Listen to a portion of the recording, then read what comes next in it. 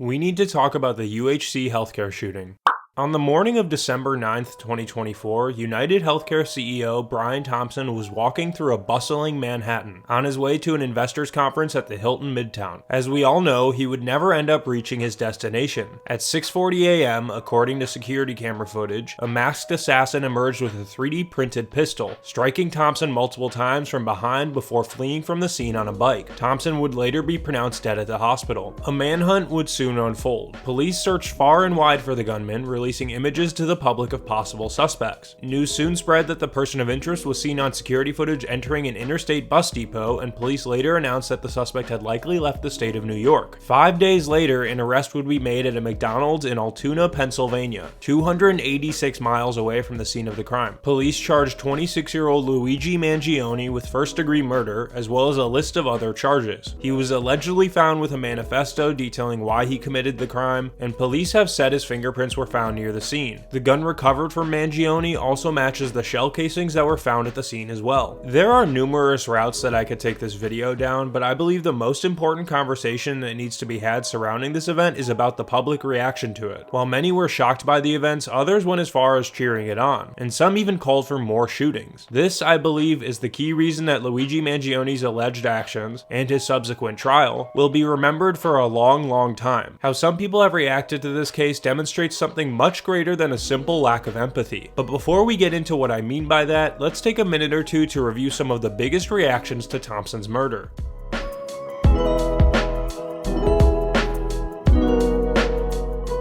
X, or Twitter if you want to call it by its maiden name, is no stranger to being the first place that many go to for news. As such, it's also the first place many go to for first reactions to breaking news, and that was no exception for the murder of Brian Thompson. That being said, I'm not going to just sit here and read through a bunch of posts from all sides about the incident, but what I will say is that this seems to be, at least to me, the first time in a while where I've seen people coming together from all sides of the political spectrum to either praise the murder or rebuke it. What I mean by this is that while I'm sure more support for this may be found on one side of the political spectrum than the other, it is also almost certainly something that breaks party lines more than other big political debates. Take, for example, this tweet by a liberal influencer with 1.2 million followers. He claims he didn't understand the quote-unquote hero worship of Luigi Mangione, though he understands the vitriol directed at quote cruel and greedy insurance companies. Meanwhile, on the other side of the political spectrum, Ben Shapiro uploaded a video to his YouTube channel about how the left was openly celebrating murder. And here is where I think it's important to read a few comments. Right-winger here, you are wrong, Ben. This man denied 35% of claims. One was my dead parents' heart surgery we couldn't afford. He opted to die instead of giving us the debt. Left here, the right was never our enemy. The people pitting us normal people against each other have always been the problem. According to Ben, I went from Trump voter to revolutionary leftist in the span of a month. As a conservative, I'm glad that left and right finally united against the common enemy. Let's hope this becomes a trend. Hate to break it to you, buddy, but it's not just the left who is sick of this. And finally, perhaps the most eye-opening one that I saw, I just realized your entire business model requires that us normal folk hate each other. While it might seem like the majority of this celebration is taking place in an online bubble, and that no one in the quote-unquote real world may be acting like this, we've got at least one poll that somewhat disproves that notion. According to a survey of 1,000 registered voters conducted by Emerson College, 22% of Democrats found the killer's actions to be acceptable, while 12% of Republicans deemed them acceptable. So while there is a bit of a partisan split, it's not nearly as large as it would be for any other political issue. What was far more prevalent in polling though was that a generational divide has formed around this killing. According to the Emerson College poll, 41% of respondents aged 18 to 29 said they either found the killer's actions completely acceptable or somewhat acceptable. Another 19% of this age group were found to be totally neutral on the question. The acceptable percentage only continues to drop as the age group gets older. In people aged 50 to 59, only 8% of respondents viewed the killer's actions as completely or somewhat acceptable. And keep in mind, these percentages represent the percentage of people who felt comfortable enough to share with a complete stranger that they approved of murder. It's possible that these numbers could be higher and people just didn't really want to admit their beliefs. So what exactly is the reason for this trend? Have we completely lost the empathy and morality of the younger generation? Are older voters more conditioned to side with the establishment and less likely to challenge corporate actions? Or is there something else at play here entirely? To fully understand why people may feel the way they feel, we need to delve into the concept known as social murder. Let's get into it.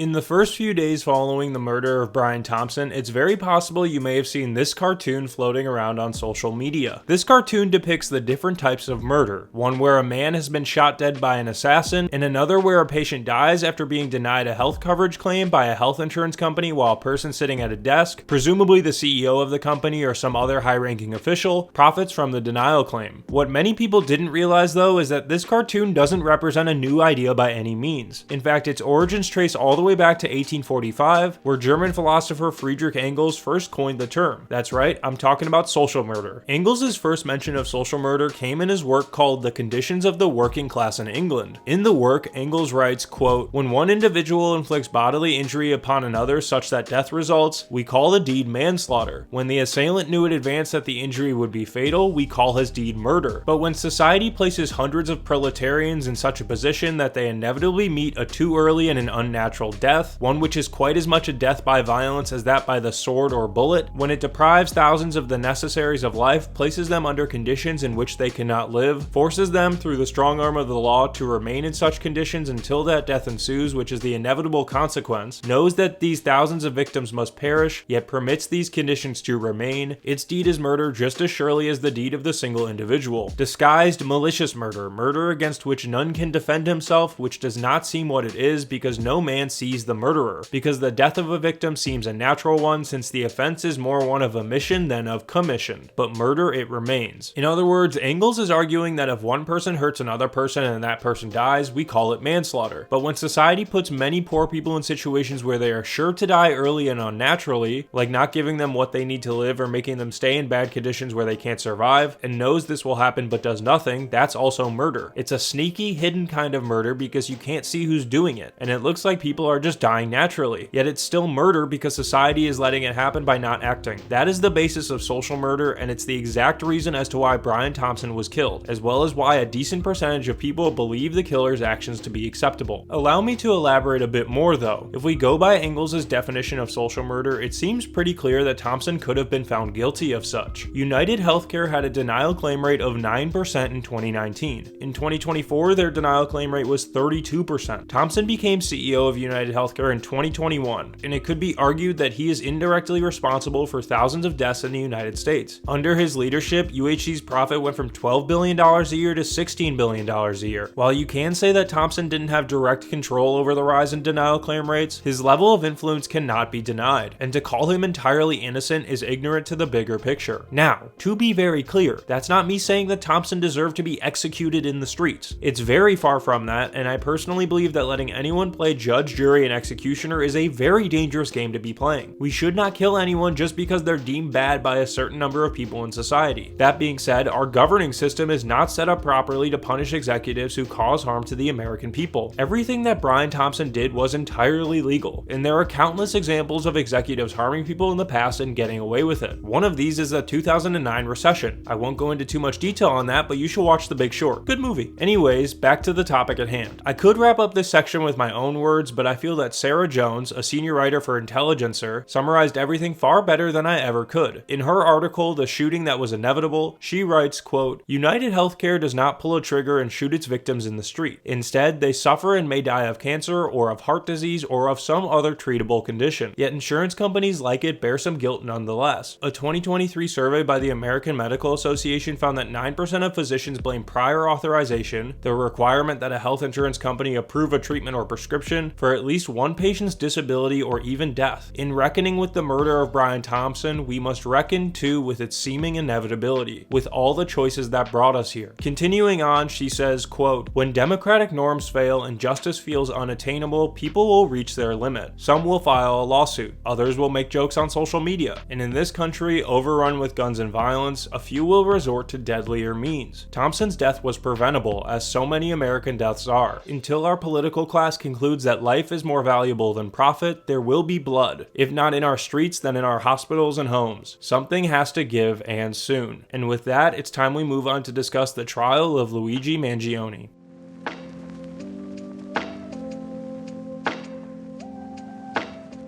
I'm gonna be real with you guys. I think he did it. I'm all for innocent until proven guilty, but I do think he did it. I'm not really buying any of the conspiracy theories that say he was a plant or that he's a patsy. That really doesn't seem to be the case here. Like I said at the beginning of this video, he was found with the weapon on him, he had a manifesto, his fingerprints apparently matched ones found at the scene. This Italian really seems like the guy. But of course, at the end of the day, it doesn't really matter what I think, as I'm not going to be on the jury that ultimately decides whether to convict him or not. Like I just said though, there seems to be quite a lot of evidence stacked up against Mangione. Surely this will be somewhat of an open and shut case, right?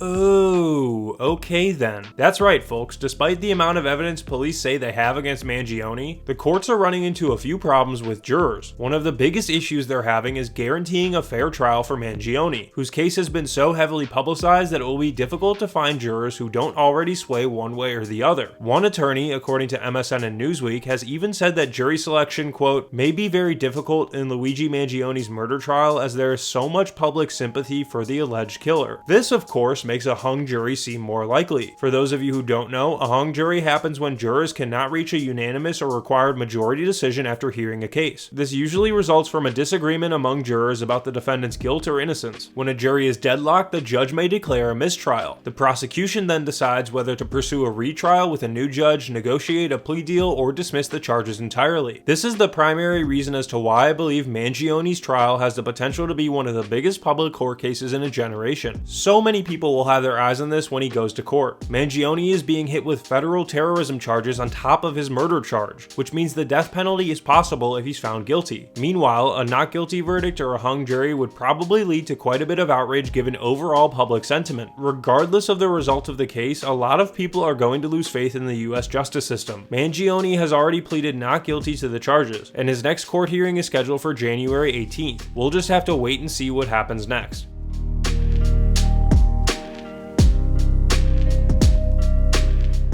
Like I said at the beginning of this video, the public reaction to the murder of Brian Thompson represents something far worse than a lack of empathy from younger generations. It demonstrates that more and more people are tired of the current state of healthcare in the United States, and that some are even desperate enough to call for violence or even resort to violence if it means there's even a chance that changes will be brought to the system. Luigi Mangione may be found guilty. He may be found not guilty. There may be a hung jury. Whatever the result of the trial is, many are hoping that this incident will be a wake-up call for things to change. It's a wish that crosses party lines because ultimately the healthcare system does not care if you're a Democrat or a Republican, a liberal or a conservative. People ultimately want the same thing, a change to the current system in place. Alright, that's all I've got for today. This was a bit of a different video from me, and it's a style of video I wanted to test for the future. As I've mentioned previously, video essays are something that I want to do more of, but I also want to keep doing my original content. I'd love to hear your thoughts on this down below if you have the time. Happy New Year to you all. Thank you so much for watching. If you enjoyed it, please feel free to like and subscribe. More videos coming soon. Additionally, if you want to learn more about this topic, please feel free to check out my sources in the description down below. I'd highly recommend doing so if you're interested. Thank you again for all your continued support. I really appreciate it. Hope I see you next time. Take care.